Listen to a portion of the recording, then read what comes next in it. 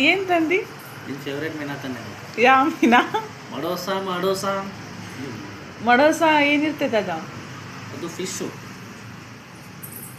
ಮಡೋಸ fish. ಸರಿ, ಏನು ಮಾಡಲಿ? ಫಿಶ್ ಫ್ರೈ ಮಾಡಲಿ? ಫಿಶ್ ಫ್ರೈ ಮಾಡು. ಸರಿ.